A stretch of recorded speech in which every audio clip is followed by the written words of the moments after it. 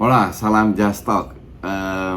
Gue mau bahas ya terutama City, Aston Villa, Liverpool, terus juga AC Milan dan Inter Milan, ditambah sedikit tentang Barca. Nah, kalian tahu gue tadi live commentary di DPI dan itu jam 1:30 gue baru balik. Setelah Barca gue baru bikin video. Tapi gue tetap fit karena gue ditemenin oleh kopi kapal api Special Mix Gula Aren. Ini kopi hitam, gue juga baru belajar minum dan luar biasa enaknya. Makanya gue sering kali minum, seperti kalian lihat pas di live commentary gue minum 4 gelas, 4 kali gue bikin. Karena rasa kopi aslinya itu bener-bener di mix dengan gula aren, dan gula arennya itu kerasa banget.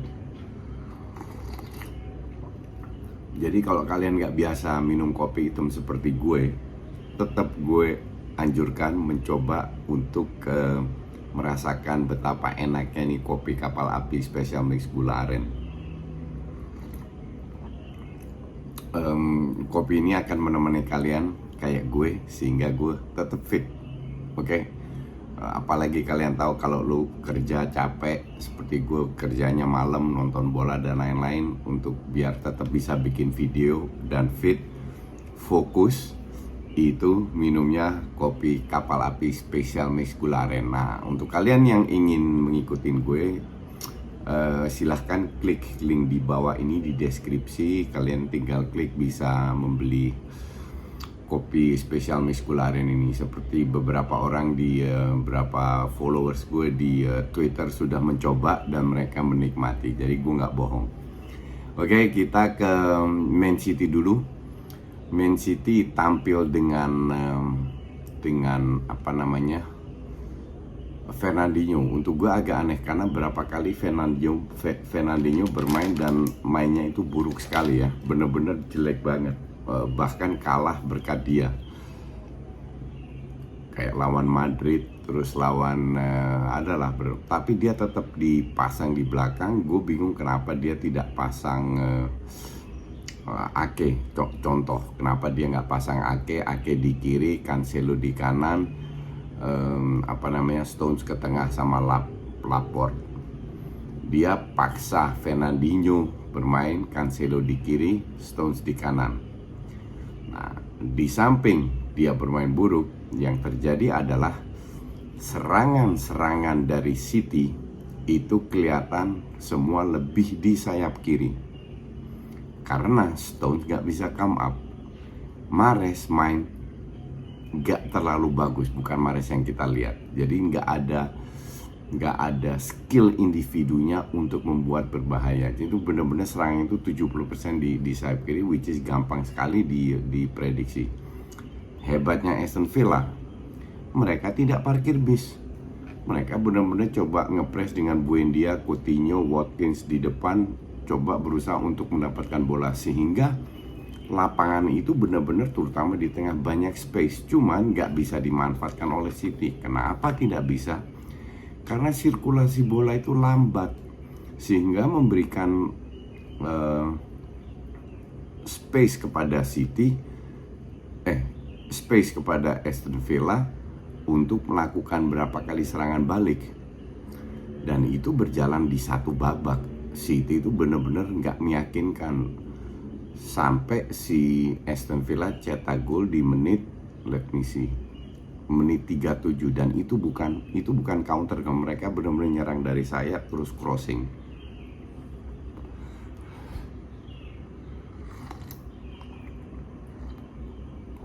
Mereka menyerang dari heading, sah gol. Nah, baru di babak kedua Fernandinho diganti, Zinchenko masuk, Cancelo geser ke kanan. Baru di babak kedua terjadi terjadi variasi dari sisi serangan, tidak hanya dari sayap kiri tapi juga dari kanan. Nah, cuman sueknya mereka dapat counter, skill individunya Coutinho masuk 2-0.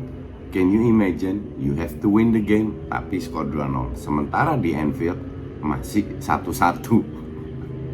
Jadi ini untuk gue match yang gimana ya, agak aneh gitu.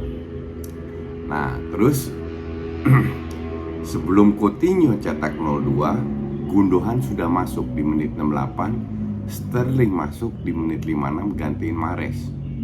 Oke. Golnya Gundogan itu dari crossingnya Sterling. 2-1 menit 76. Nggak lama kemudian lahir 2-2 menit 78. Kalau kiper, gue lihat gol itu berapa kali ya di replay juga. Tadi pas gue pulang dari DPI, gue lihat replaynya lagi Liverpool, gue lihat juga Arsenal, MU, gue nonton semua itu. Kalau kipernya bagus, bukan Olsen, itu gol itu dapat.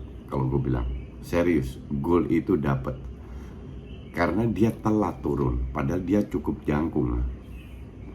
Pada saat 2-2 terjadi, moralnya naik. Sementara moralnya Aston Villa menurun, fisik menurun, moralnya menurun, dan they play for nothing.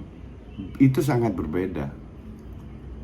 Masuk, dihajar Gundogan 3 menit kemudian. Jadi dalam waktu 5 menit City cetak 3 gol.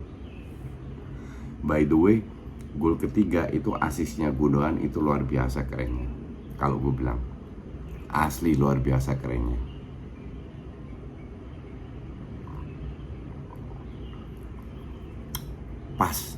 Pas menit 81 3-2 itu udah selesai. Tidak ada satu momen di mana Aston Villa berbahaya. Mereka berusaha, tapi ya kalau lu play for nothing, lu nggak kelihatan lah motivasinya berbeda. Jadi City membuat match ini sangat tegang, tapi akhirnya ya sorry to say, tapi layak jadi juara. Oke. Kita ke Liverpool. Liverpool ketemu Wolves, di mana Salah dan Van Dijk tidak main. Salah, Van Dijk, Fabinho nggak main. Apakah itu berpengaruh? Sangat berpengaruh. Tapi mereka masih punya Thiago Alcantara, which is penting sekali. Kita lihat golnya kedua. Gol pertama Sadio Mane itu berkat Thiago, pinternya Thiago. Beruntung juga lewat kolongnya lawan, tapi lu harus punya pikiran untuk melakukan itu. Oke. Nah, Jota, gue tahu kenapa dia dicadangin, tapi karena akhir-akhir ini jelek banget ya. Asli Jota ini nggak tahu, mungkin lagi ngedrop atau gimana, gue nggak paham. Cuman di menit ketiga si Pedro Neto cetak gol terlebih dahulu, which is good goal by the way. Semua defender telat. Mane samakan menit 24. Cuman Liverpool juga kelihatan banget lah, nggak ada Salah, nggak ada Fabinho, nggak ada Van Dijk. Kelihatan banget masih nggak mantep mainnya, masih agak terseok-seok. Nah, sementara Thiago Alcantara di babak kedua cedera out. Gue nggak tahu separah apa cederanya. Kalau lawan Madrid tidak ada Thiago, itu ngaruh banget. Asli ngaruh banget, karena dia yang smart, dia otaknya yang bisa kasih end passing yang benar, atau membuka celah, membuka ruang. Nah, kalau nggak ada Thiago, gue nggak ngerti lagi lah. Sementara skor itu masih 1-1 sampai menit 84. Artinya City sudah unggul. Di stadion itu kan diomongin Liverpool yang cetak gol atau City yang cetak gol. Di stadion Liverpool 7 menit 78 bang, menit 76 sorry, 1-1 menit 78, 2-1 menit 78, 2-2 menit 81, 3-2. Di situ bisa dibilang Liverpool agak tertekan. They have to win karena City lagi unggul.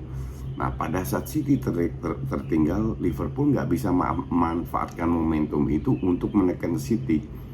Kalau seandainya Liverpool menang 1, unggul 2-1, pemain City pasti lebih tertekan, pasti lebih ngegas, sehingga Aston Villa mendapatkan peluang lebih banyak untuk melakukan counter.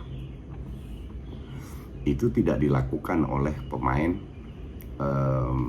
Liverpool. untuk bisa cari gol lebih cepat. Nah, baru di menit 84 Salah cetak gol, terus Robertson 89, but it's already too late. Jadi ya gue cuma bisa berharap Keita for Thiago fit biar ketemu Madrid lebih imbang, lebih ngelawan. Tapi kalau nggak ada Thiago, waduh, berat, serius berat. Kita ke terus MU kalah lagi, ditonton Ten Hag ya, nggak tahu lagi dah MU itu maunya gimana. Gue nonton highlightsnya itu, si Crystal Palace dapat banyak peluang loh. MU juga dapat beberapa peluang, tapi Crystal Palace dapat banyak banget peluang. Jadi gue bilang sangat layak kalah. Nanti MU kita bahas lagi. Arsenal menang 5-1, Spurs menang 5-0. Kagak ngaruh Spurs kayak gitu. Jadi bapuk juga. Nah, kita ke Serie A yang main jam 10. Inter harus menang, Milan minimal seri. Di babak pertama sudah 3-0. Kayak gue bilang, Milan tidak akan lepas match ini lagi. Mereka sudah 2 bulan terakhir menang dengan fighting spirit tinggi. Ini yang mereka pertahankan. Disitulah gue cuma bisa memuji Pioli dengan bisa memotivasi pemainnya untuk bermain ya tough. Karena dari sisi permainan nggak banget Milan untuk gue. Nah, inilah menunjukkan betapa turunnya Liga Serie A kalau tim yang seperti ini bisa menjadi juara. Konsistensi. Inter akan ingat kepada match lawan Bologna di mana Radu bikin blunder sehingga mereka ya menang 3-0, ya kagak ngaruh juga. Milan menang 5 by the way. Gue nggak tahu Inter berapa karena pada saat gue denger terakhir itu, bentar gue cek dulu. Terakhir itu Inter menang 3-0. Oh ya, Milan 3-0 ding. Milan, kok 3-0 lebih dong. Ini ngawur nih live score ini. Bentar. Milan 3-0. Bener 3-0. 3 guys ya. Iya. Milan seharusnya 4-0 Selatan tapi offside. Milan 3-0, Inter juga, cuman it's already too late. Intinya adalah ya Milan layak juara dengan fighting spirit yang tinggi. Mental fighting spirit Milan itu luar biasa. Nggak ada yang bisa ngalahin di Serie A. Gue pernah lihat passingnya itu ngawur, 10 kali passing, 6 kali nggak nyampe, 4 kali nyampe. Tapi 6 kali nggak nyampe, mereka kejar terus. Jadi setelah 11 tahun untuk fans Milan, selamat, kalian sudah menjadi juara lagi. Cuman untuk permainan gue bilang sih nggak banget. Ini harus banyak yang dirubah kalau mau survive di Eropa, di Champions League terutama. Oke, sementara itu dulu. Kita lihat besok gue mau bikin apa lagi ya. Thanks for watching.